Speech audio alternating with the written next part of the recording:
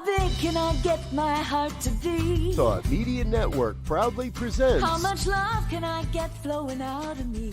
The Real Talk Sisters. Deep, unfiltered, soulful conversations with Reverend Dr. Pjae Stanley, Reverend Kim Andrews, and Reverend Melinda Wood Allen. How big can I get my heart to be? Join us for Real Talk on Real Issues, Tuesday. Oh. Well, hello.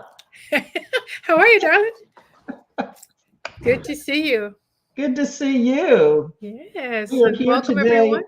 Yes. Without Melinda Wood Allen, Yes. who is from the Church of One Love in Farmers Branch, Texas.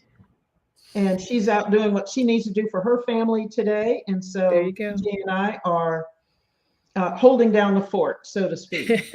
I think we can do it. Yeah, I think we can. I think we can. My name is Kim Andrews, and I'm spiritual leader at Unity Spiritual Center in sexy, Texas. And my name is Reverend Dr. Pjae Stanley, and I am the spiritual leader for Harmony Spiritual Center in Fort Worth, Texas. Hello, everyone, and welcome. Welcome to the show.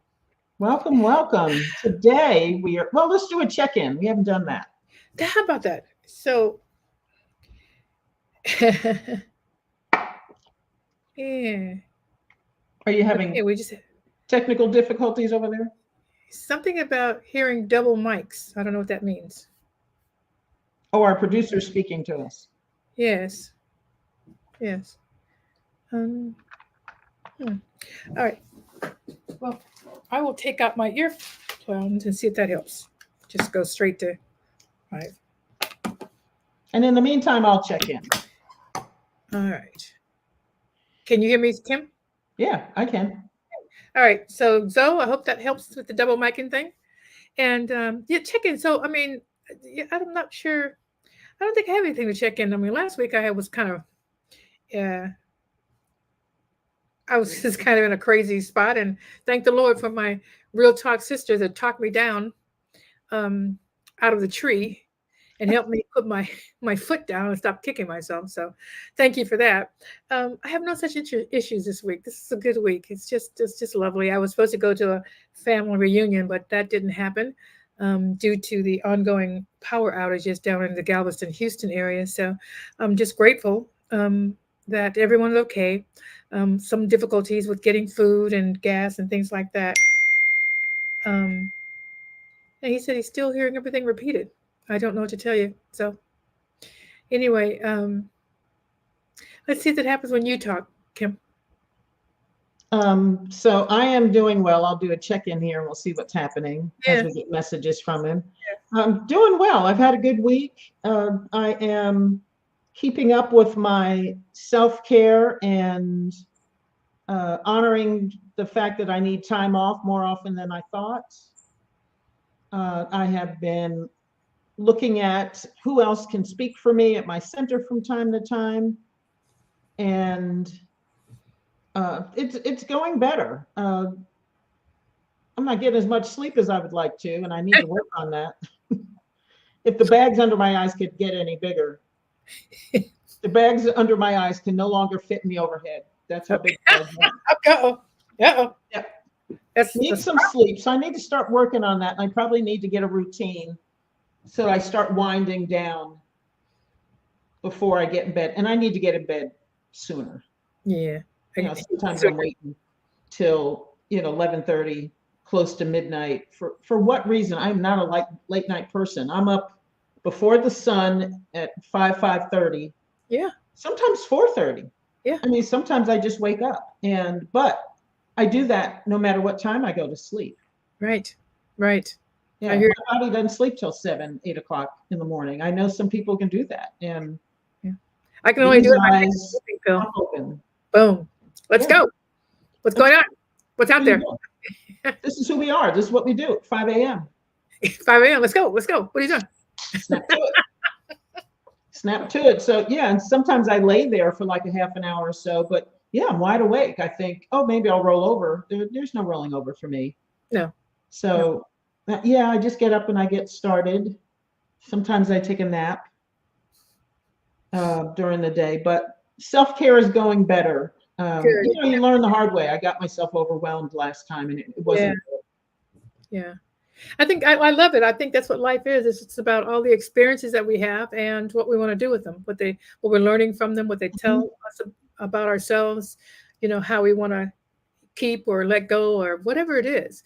But like you guys helped me with last week, whatever it is, it's an experience that we can learn from, and we don't have to beat ourselves up. We can still love ourselves through it.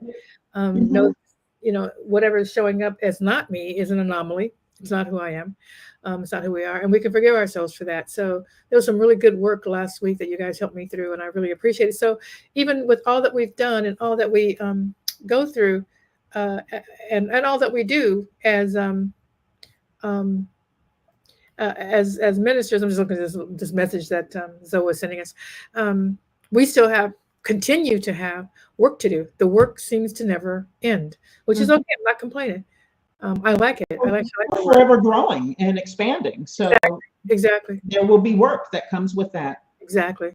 So, and I know that if I choose not to get a lesson from something, I'm most likely to bump my head again in that same arena. I believe that's the universe saying, "Hey, girlfriend, nope, didn't learn it. Tried to catch you last time, and you zipped along, didn't want to deal with it, and so here we are. Here we are again. Lessons a little harder, a little louder, a little, Hurts a little bit more. Yeah. Clearly, we weren't listening the last time, so that's how that goes. So we learned that. All right. Clearly. Let me get to stop hollering. So. Try to do you a favor and shake your little coattail, and no, you're moving too fast. So yeah, I try to catch the lessons where they present themselves. Yes. And really think about, what is it that I need to change or accept or allow or forgive. Enable all kinds of things. Yeah. Exactly. Yeah. I think that, I was, doing this, the brave thinking thing that I'm doing with this course I'm taking. And they talk about, and we shared this with you and I with this, and with Kim, about having partners in believing. So just having partners, and you guys are that for me, where I can just be myself and say, hey, what is happening? Help me here. Or, this is great. I think this is great. What do you guys think? And just run that by people who we know are on that same path and doing the hard work, the hard and ongoing work that it takes to live this spiritual life we say we want to live. And I do want to live it. There's no question about it. I am living it. I do want to. I am living it. And so I love this life. But it is work for sure. Yes, absolutely. Yeah, for sure. Which might be a good segue into our topic, which is shifting into love. Yes. From a place of either fear or estrangement. Yeah. Or having conditions. Right. So ego that's got you unable to do trauma, all kinds of things. And so, how do you do that? And I think, and this came up because of what we were talking about last week. Personally, I was unable to shift into love. I was unable to do it, even though Spirit was telling me. I knew that's where I should have gone, but I couldn't get there. And so I think it's a great topic to talk about. How do we go from this ego place or whatever you might be thinking about as well? This is what I'm thinking of. How we go from this place of ego, not seeing the love, because I believe that. I believe that we are all individualized expressions. We are all the love of God here on earth. And I can't see that. What's happened here? Why can't I see that? Because I actually believe that is true. But I was unable to. And actually, that's not true. I'm sorry. I was able to believe it, but I wasn't willing to go with it, go with what I saw, what I knew to be true.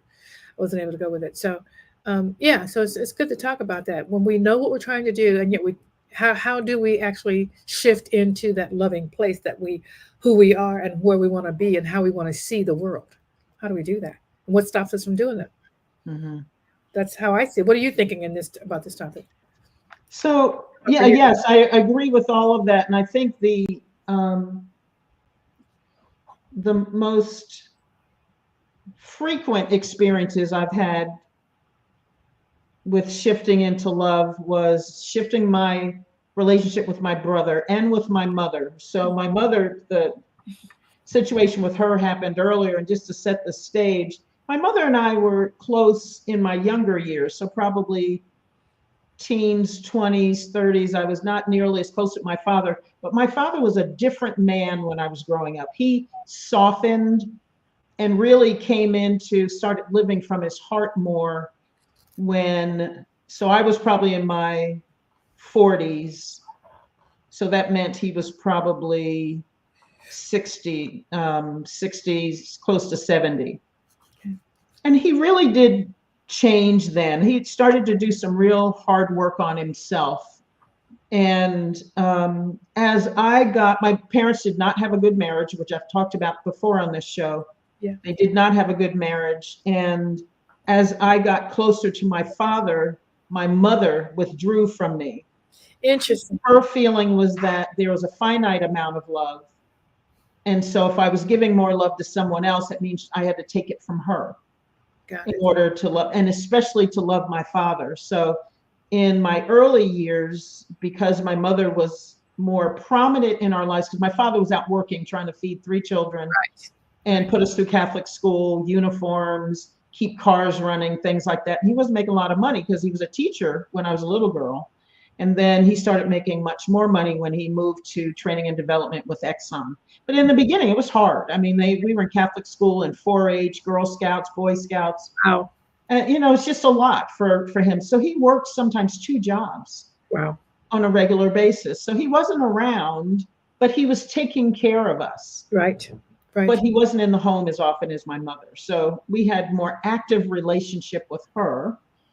And because they didn't have a good marriage, what I knew of my father came from my mother. Yes. And that was what we were getting was not good. Right. Tainted, I'm sure. Yeah. And, but so it wasn't until I got into my 30s that I was able to see both of my parents as human beings who come into a relationship with their stuff, because I'm experiencing myself in relationships coming with my stuff. Hello. And that's when I started to come into my own. I remember talking to my parents and I said, look, I don't want to hear what you think about your spouse, because this is your marriage, not mine. Don't call me and talk to me about I told my dad, don't call me and talk about my mother. I told my mother, don't call and talk about my dad, because it was hard for me to have relationships with them when they were bashing each other. Correct. Me. So I said, don't call me anymore about either. I'm not going to take those calls. Good for you. And really had some strong boundaries there. And I kept them, and they were mad at me for a time, but they got over it. They got over it. And so did I. I felt better immediately because I was taking on all their stress for their marriage. Right. I can't do anything. And I was 200 miles away. And I said, please go downstairs and talk to your husband. Yeah. I'm 200 miles away. And it's not my marriage. Yeah. I'm the product of their marriage. I shouldn't be hearing about your stuff. So again, my mother just withdrew because I was getting close to my father. It did help that I wasn't hearing something else from someone else about him. And we started to get closer, my 40s and 50s, after I got married. We just got so close. We talked about our stuff. He was vulnerable with me. I was vulnerable with him. And so, his last year, so he died in 2009. Mm-hmm. And my mother moved here from New Jersey, sold the house, moved here to Texas after he passed away, and she sold the house. And it was not good because the old stuff, dysfunction and stuff from growing up was still there. And I had really gotten away from that in my life. And it's not something I did in my marriage. We didn't do sarcasm. We didn't do passive aggressive BS with each other. And when she got here and I realized she was still in that, I had to have a talk with her about it. And I wanted to talk about a number of things because I wanted to heal from a lot of things we had been through, a lot of the dysfunction that were in my family growing up. Yeah. And she just was not having it. She would listen to me, but she didn't want to get into a discourse. Yeah. And I wanted to talk about some of the things that happened with my father when he was ill. So before his death, he went through probably about 5 years of his health just steadily declining. And because of the nature of their marriage, my mother didn't want to take care of him. Wow. She didn't want to do anything for him, nothing. And it angered me to no end, because my mother was the type of person who would see somebody a homeless person walking down the street, and she would take them in, give them a room to sleep in, feed them every single day. She volunteered at church, cleaning. She was always bringing people home, helping unwed mothers have their babies. It was not unusual to come home for the weekend and somebody was living with them, somebody my mother took in. So she would take care of everybody in the world, but not the father of her children. And one day when I came home, and this was close to when he died, I came home and realized he hadn't been bathed in a very, very long time. And Pjae, I lost it. I just lost it. Yeah. And so I had this, she and I talked about it, or I talked to her about it, and told her how angry I was. And I said, even if you didn't want to do it, you could have told me that. I could have found somebody to come and do it. And then I actually that first time did it for them. And I think may have talked about that last time or something. Yeah, you did. It was great. Beautiful.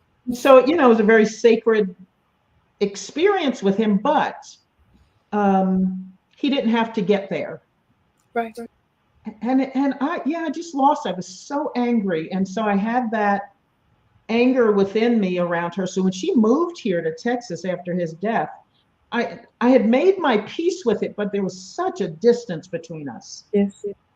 And I had to have boundaries with her here. I had to say things like, please don't talk to me a certain way. Yeah. A lot of that sarcasm was still coming up. I said, Mom, if you can't speak to me respectfully and nicely, I'm your daughter, for heaven's sakes. I'm the one. You moved here because you knew that I would take care of you and follow through on your wishes for the end of your life.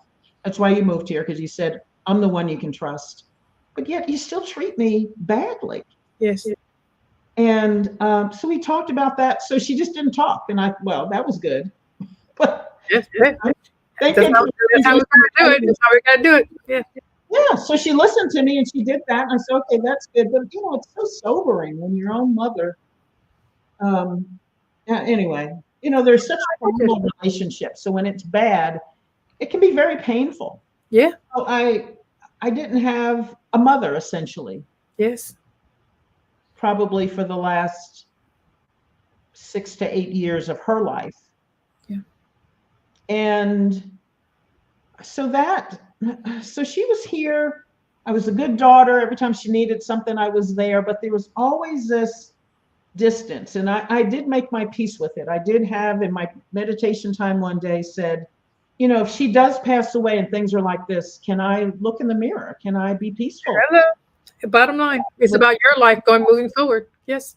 And the answer to that was yes, because I had tried everything. Yes. And she put up a wall. Yeah. And said, we're only going to go so far. She wasn't able to do that work. She wasn't able to do that work. And I get it. I get why. Yes, exactly. But it didn't make it easy. No, it doesn't. And then she had a stroke in August of 2015. And I, like flipping a switch, all of that drama, all of that resentment, well, not resentment, because I was at peace, but that wall that was between us just kind of imploded. Yeah. Because in that moment, I knew that she was another divine soul who needed someone to advocate for her. I did still love her. It's not like I stopped loving her, but I had to love her with some very strong emotional boundaries. Yes. So you can't keep getting yourself hurt, because how do you keep showing up when someone continues to hurt you? So there's got to be some kind of boundaries there. That's right. So I understand that. She had that stroke. They called me. She actually had it in her doctor's office. She was seeing a counselor, and they called me from there and said, look, we've dialed 911 because it looks like your mother's presenting like she's having a stroke. And I met her at the hospital. And it was almost like all the other stuff before that hour disappeared. Yeah. And I knew that responding to this with my full heart was the only way I could do it and live with myself. Yeah. and be there for her, and to have somebody who was not with her and detached, but really with her in Really whatever condition she was in. And she did well so for about 3 weeks, she did well. After weeks, she went into rehab. She had a second stroke while she was in rehab, and that was devastating. And she died 3 weeks later. Yeah. She was rushed back to the ICU after that second stroke. She was in the hospital in ICU for about a week, and then I had her transferred into hospice. Yeah. And those 6 weeks after she had that first stroke, I was loving, caring. I probably hugged her, touched her more. I rubbed her feet. I combed her hair. I sang to her. Some days I would just lay down next to her in the bed and hold her. If she had doctors coming in and procedures done, often I would ask them, can I stay in the room? Because I didn't want her to be alone. I wanted her to know I was there. Yeah. I would talk to her, even not knowing whether or not she was truly hearing me. Right. And, you know, her brain was slowly dying. And the neurologist told me that. I have no idea if she comprehended who I was or what I was saying to her. Yes. But I knew that I wanted, just in case, that I wanted her to know someone who loved her was there. Right. And I did love her fully, and I forgot all of that stuff. And, you know, after she died, I thought, yeah, I know. Kim, why don't we take a quick break? We'll come back to this.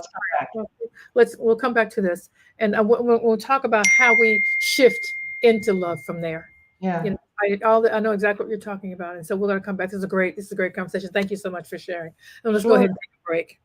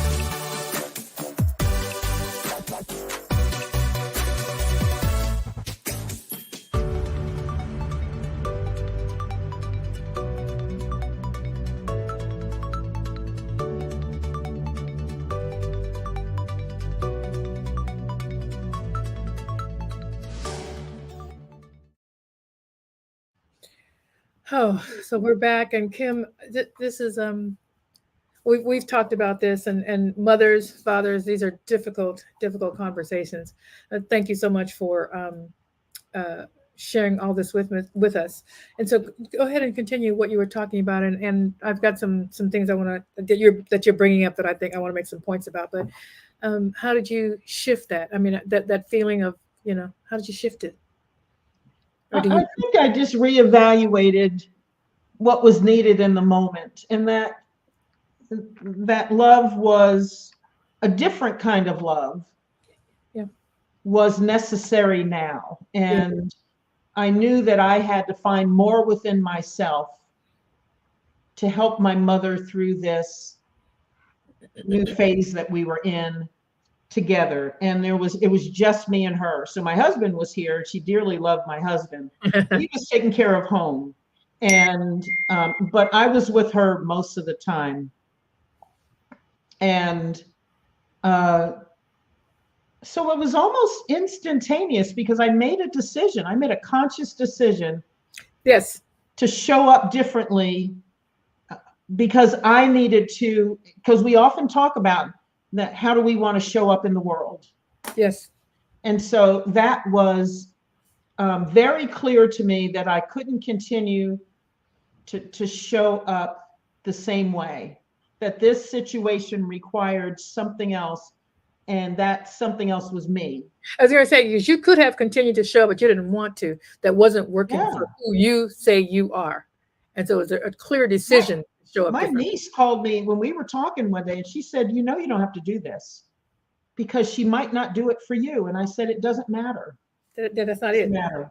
Yeah, not point. And it doesn't matter what she felt about me, or because I didn't know. It had been a long time.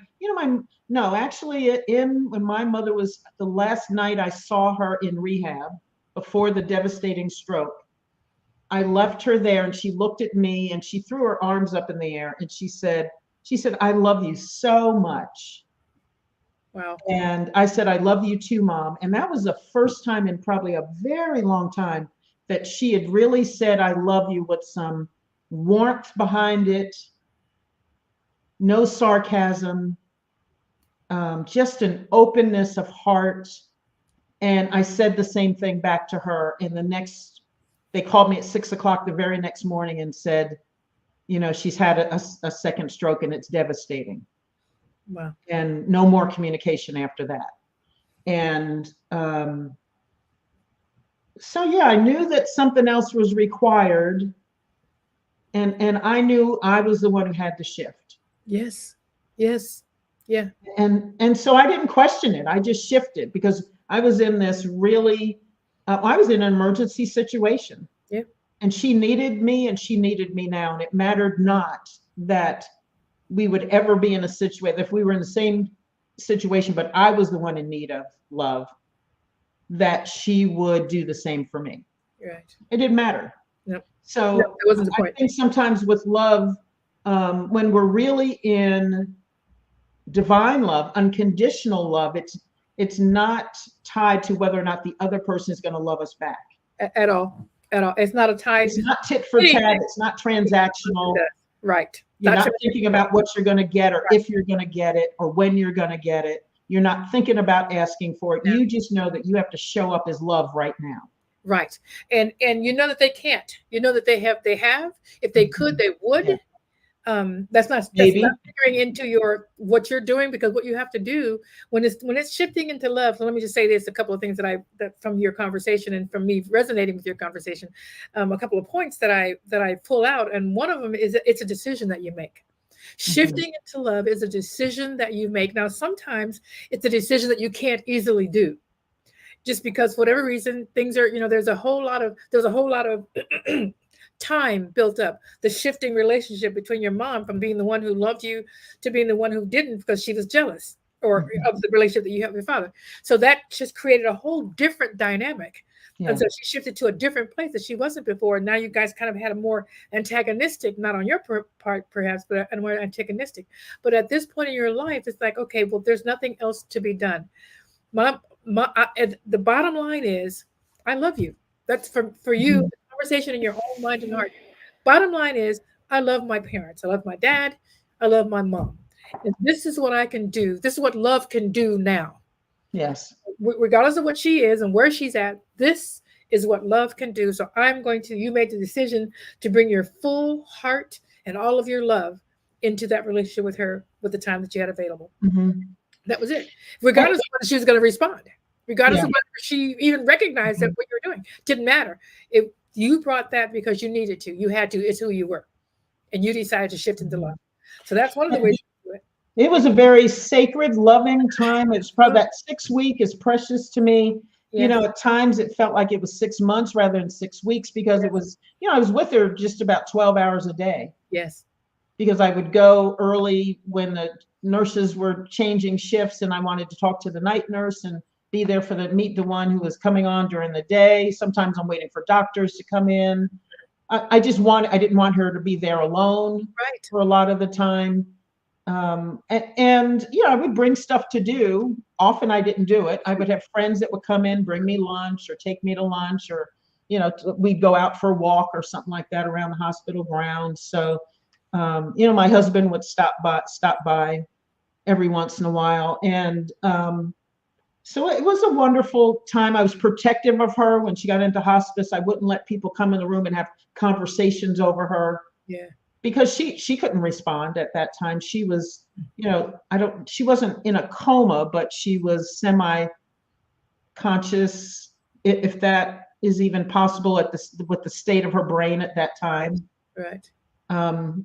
And there were times when I was with her at hospice where it felt like I felt like something was going on with her or within her, and that she needed to be alone. So I would go in the family room or stand out in the hall.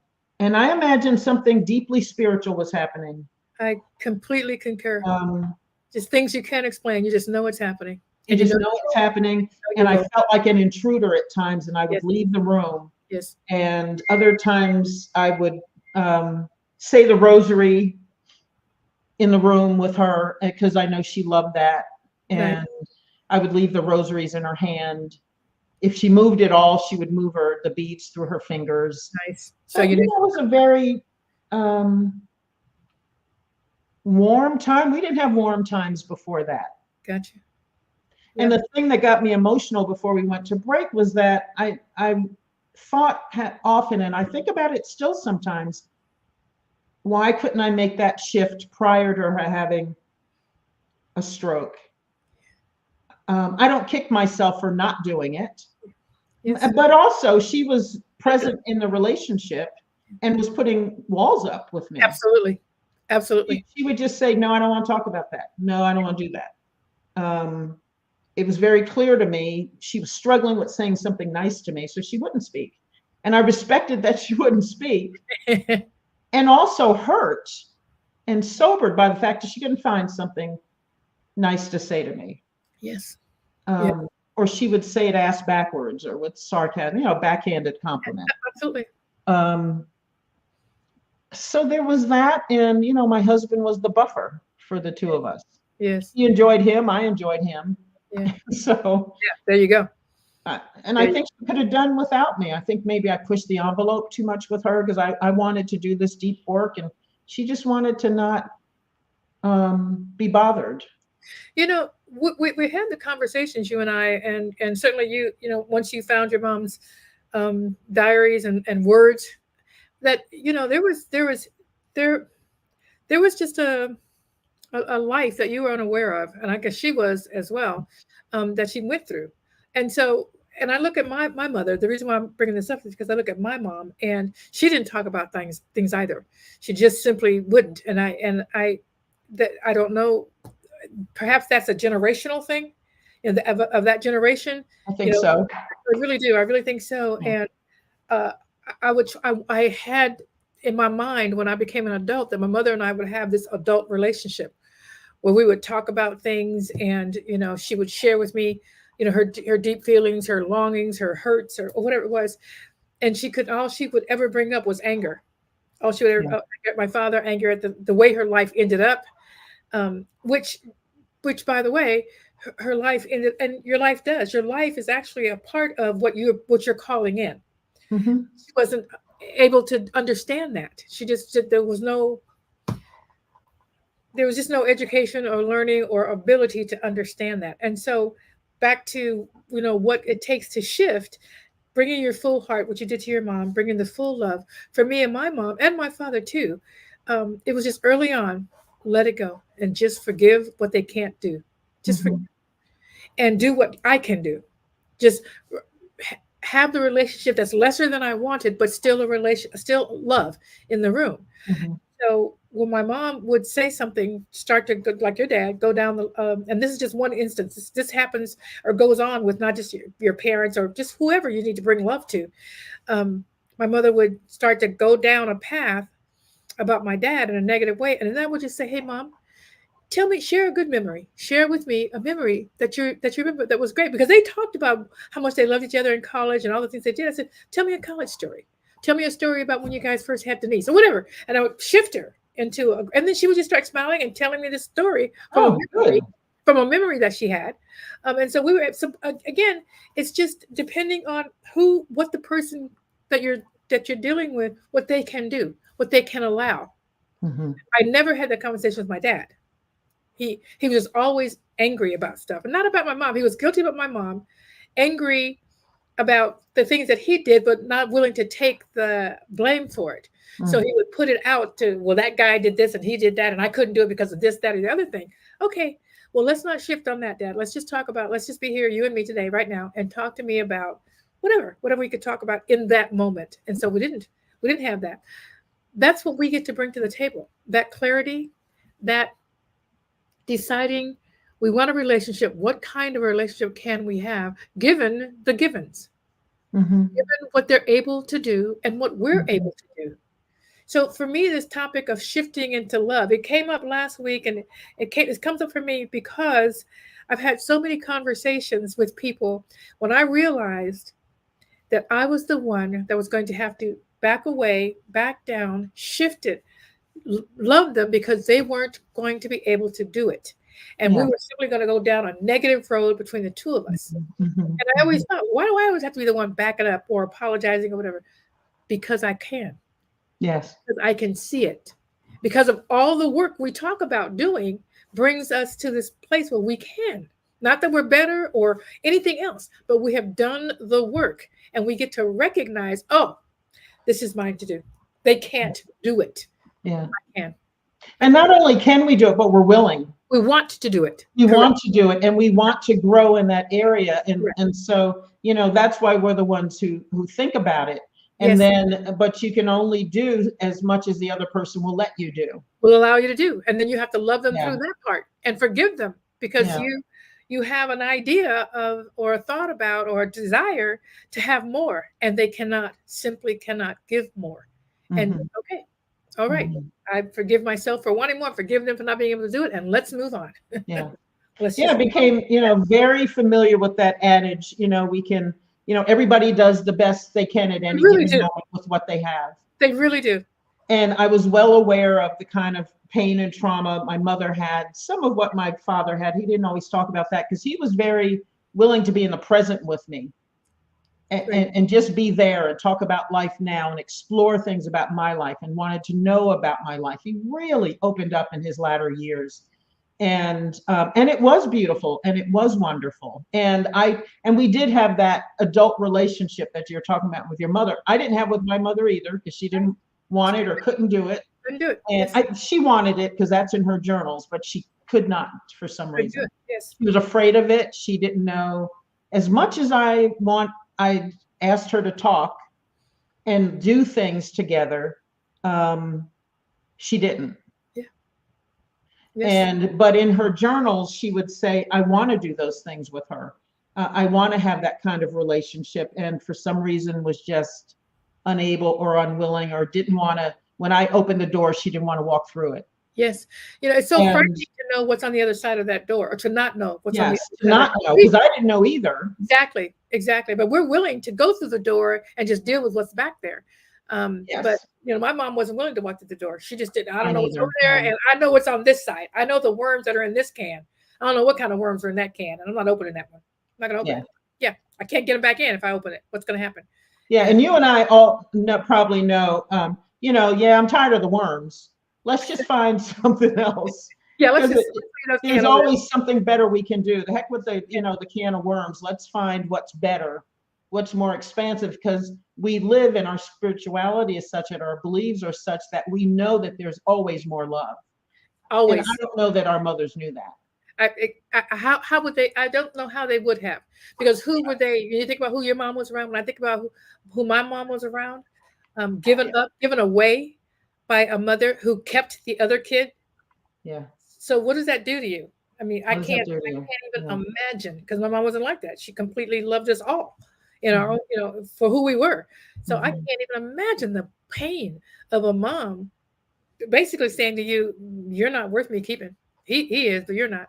That's the message that I can see that you would get. So then how would she be able to explore what love looks like? Yeah. So I get that. And I get that. So that's, I really appreciate the work that we're doing, Kim, that all of us are in, that's in this arena, whether it's New Thought or Christian, whatever your spiritual arena is, you're in an arena, I believe, because you want to do better, because you want to be a good person, because you want to understand. And so that is our job. That's the work that we do. We're the ones that can shift into love because we know that that's the truth of it. And so that's our job, to shift into love, to take what looks like crap from other people, but it's not. It's all that they can do. And sometimes I know this from kids will do this, because I've worked with a lot of juvenile delinquents and things like that. They will give you crap to see if you'll stay. Are you really serious? Yeah. You're only testing you. Oh, you're only going to stay if I'm good. What happens if I throw a pile of crap on you? Will you still stay? Mhm. So, that's that's a part of the testing that we do. And we get that because we know what love looks like and what calling for love looks like. And sometimes Yeah. that's what calling for love looks like, Yeah. you know. And So and all of this necessitates that we, being able and willing to love and to explore more love means that we have to do our own work absolutely. constantly. We have to be willing Constantly. to love more of ourselves, Yes. to do whatever that work is, to heal within ourselves, to be able to make peace with things, to be able to look at our own stuff that we don't want to look at and bring it forward and deal with it. And I think once we do that, then we have a greater capacity to love others and to be there for them and to accept them as they are because we accept ourselves as we are. Exactly. And we need to take another quick break, but let's come back to that point where those 2 points of loving ourselves are bringing that forward, how that helps us love other people as well. Mm. All right, so let's go ahead and take a quick break and come back to that point. It's a beautiful point.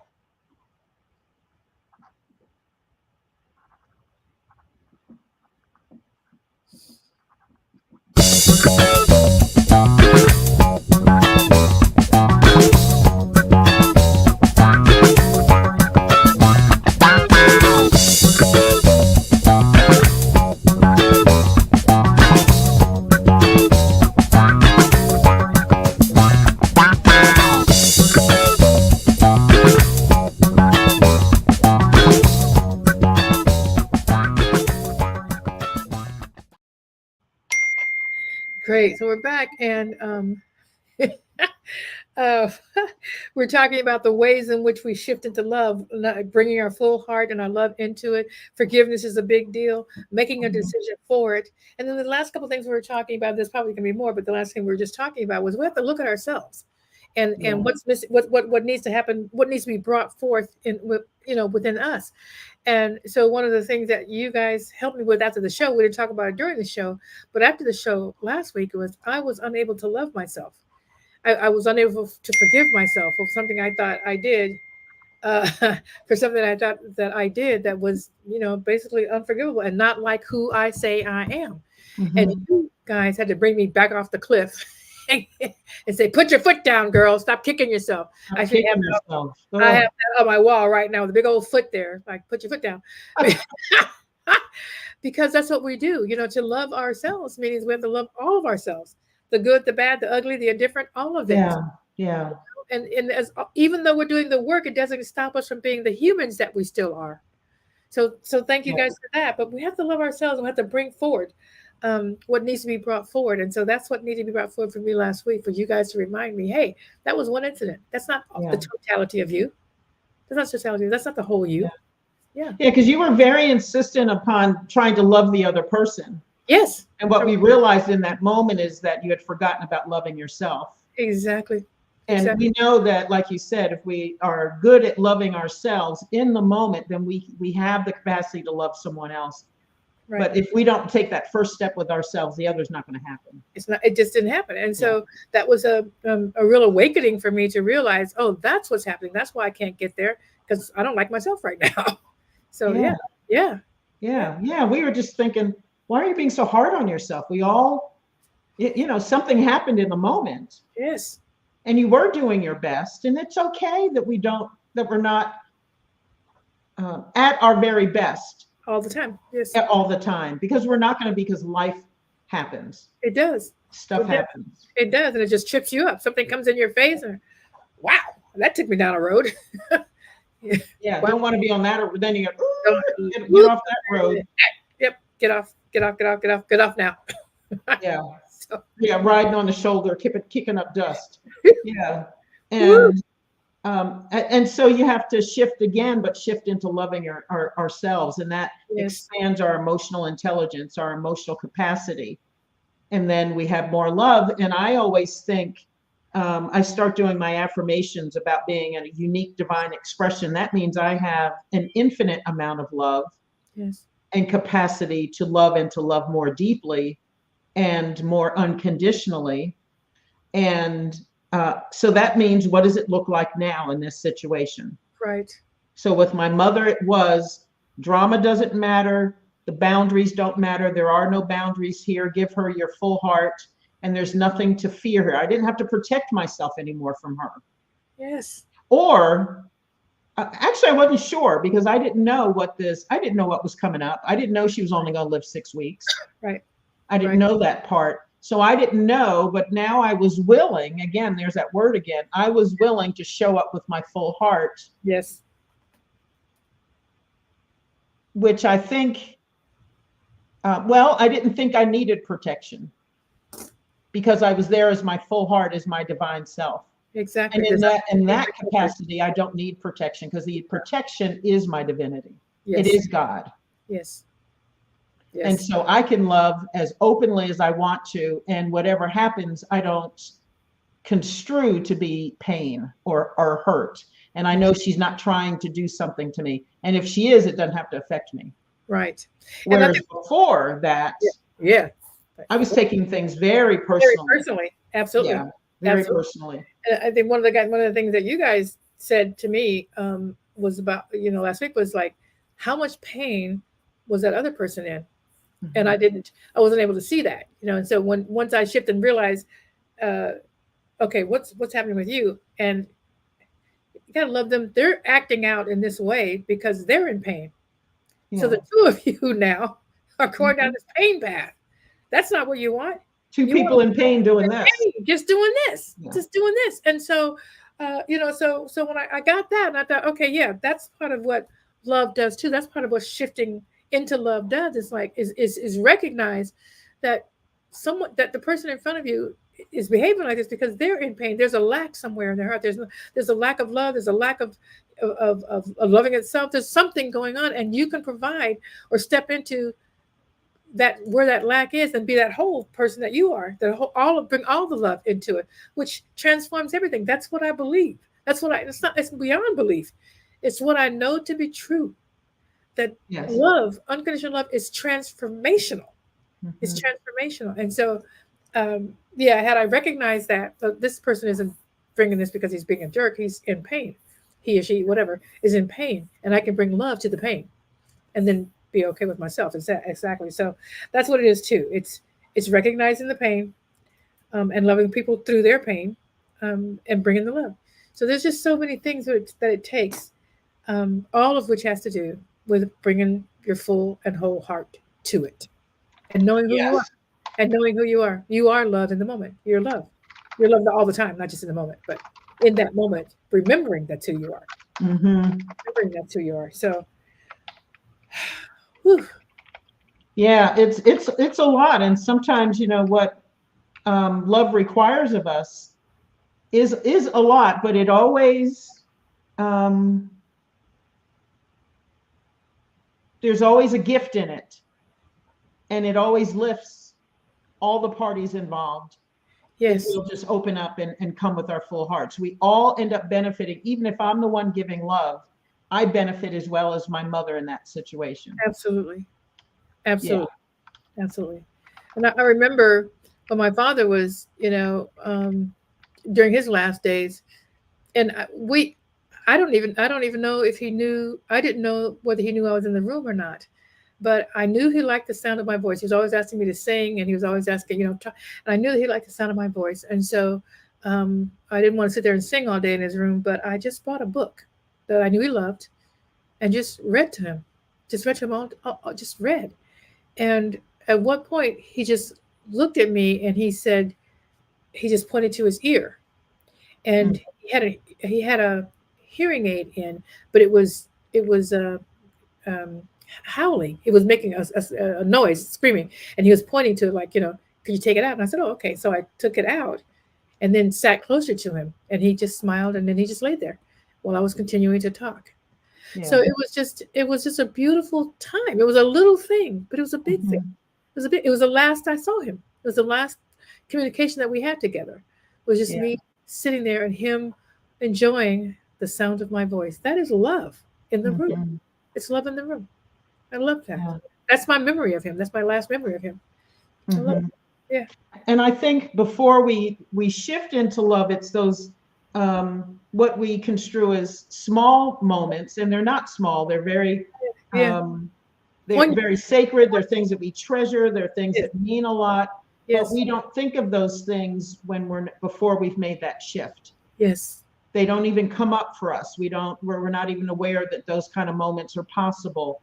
Yes. And it is those very, very, again, not a great word, small things that or simple things Simple that things. can Yeah. mean so much in the moment when we have shifted into love. And it's almost like time itself kind of expands Yes. as we expand into love. And it's an amazing thing, but flipping that switch Yes. and getting from fear or shame or whatever's going on prior to shifting into love. That can be, like you said, a torturous process. Yeah. Unless, like I was, where I was able to shift automatically, but it was the situation that dictated that. Right. Before that, I wasn't able to do it, even though there were numerous opportunities for me to make that shift. Prior to that, I just wasn't making it. But again, she was putting up walls. Yes. I would say something, she'd put up a wall. I'd walk through it or around it or jump over it, climb over it, and she'd put up another one. Yeah. And then after a while, I just gave up and I said, okay, the fantasy of the adult having a beautiful adult relationship with my mother is not going to happen. Right. Right. And so I left it alone. Absolutely. And so what ends up happening, certainly, as my dad was my mom, talking with my mom about, again, having that adult relationship where we would be friends and buddies and all that kind of stuff. We keep going in because we have this desire and expectation for something that is not something that's not showing up. And we keep wanting it to happen. There comes a place or a point when you finally realize, you know what? That's not going to happen. What can happen? That ends up being the question. For me, it was okay. That's never going to happen. Just recognize that's what the desires of my heart, the expectations that I have, that is never going to happen. So what can happen here? That's the question that I asked. And I just thought, well, I can just be with her. I can just be with her and give her my heart and just love her exactly as she is with no expectation. So just drop the expectation and just be here now. That was what it is. I think it's the Buddhists that say with expectations comes suffering. Oh my God. Huge. Huge. And once I was able to do that with my mom and my dad, and just so many other things. I had, when I was thinking about this talk and I was looking at what are some examples of shifting into love. And I had some friends that I wrote down some names and so they could just pop up. But as I look at those names and I think about what was the shift, what was change, what was the commonality in all of them, and it was the expectation of something different. Yeah. That I dropped, and all of those things, the expectation of something different. There was a, and I've never been able to find it. After I read it, I don't know why I didn't save it. I guess I didn't realize over the years how important that story was going to be. But it was either Ann Landers or Dear Abby or one of those types. It was older. It was an old thing. It was like in the 50s that this story came out. And I could have read it in Reader's Digest, who knows. But it was a story of this woman, and I'm thinking it's in the 50s because of what she was talking about, that her husband, she would be, her husband be at work, and she knew he was coming home, and so she would fix dinner and just be, and dress up and look really nice for him and sit down at the table with him, and there was no conversation, there was nothing ever going on, and she just wondered why, what's going on here? Does he not love me anymore? What can I do to have him love me more? And the response from Ann Landers was, just love him. That was her response. Just love him. And she was thinking, how do I just love him? So what that meant was just love him with no expectation. Just love him. So she just started doing what she was doing, but without expectation, without her heart wanting more. Just, this is my way of loving him, showing him, making him a meal and stuff like that. And slowly he just started talking. And And and it just slowly turned her out. She didn't ask him for anything. She just showed up as love because she let go of the expectation. That was a huge story for me that stayed with me my whole life. And I wish I had the whole story that I could read it to people, but I remember the gist of it. Yeah, yeah. Wonderful Yeah, example. Yes. exactly. Just love him. That's what Ann Lander said. Yeah. And keep loving. Keep loving. And No expectation. Continue to love without expectation. Just love for the love of it. So, yeah. And so that's exactly what we're talking about. So that's how you shift into love. There's all these points that we're talking about, forgiveness and all of that. But the bottom line is just show up as love without expectation. Just Be willing and able to make the shift. Exactly. Yeah. Yeah. And I've been taking some notes, so I'll put them on the website. Great. With a link to today's program. And I think let's continue this next week because I know Melinda's going to have some stories. Yes. And this topic is rich. And so we'll it is have so more to rich talk about on it.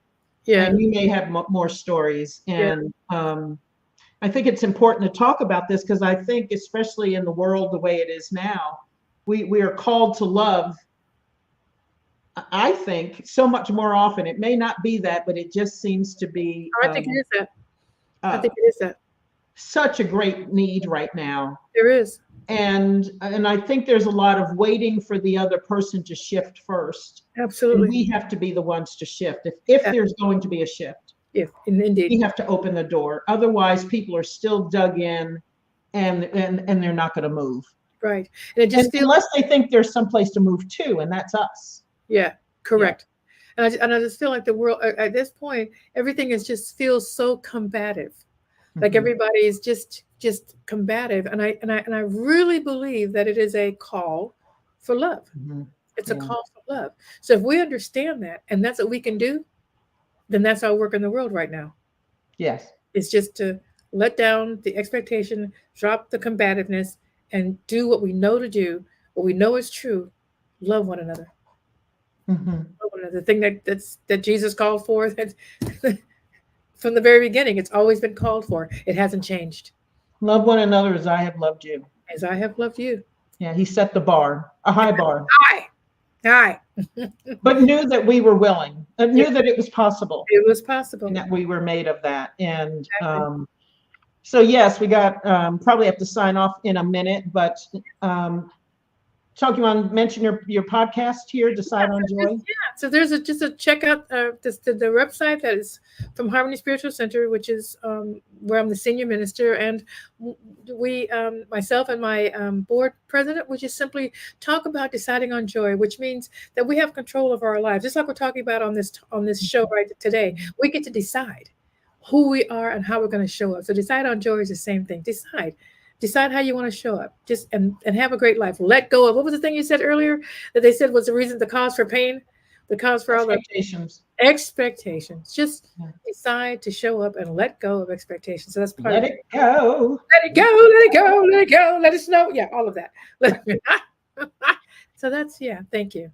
So you can email us at realtalksisters@gmail.com. Our website is realtalksisters.com. And thank you for being here. Wayne, thank you for your comments and thank you for joining us. And we love being here with you and having these conversations. And hopefully we'll have Melinda back with us next Tuesday. Pjae, thank you. I love you. Thank you. I love you too. Thank you so much for all that you do and for being my partner in belief. And standing with me. Thank you. We're deeply grateful to our producer, Zoe. Zoe, you are the absolute best. We love you. And check out Zoe's show on the first Saturday of the month on New Thought Media Network as well. He's wonderful and it'll be a great experience for you. So we are signing out and we'll see you next week. We will be back. Bye, everybody. Bye-bye. Thanks for being here.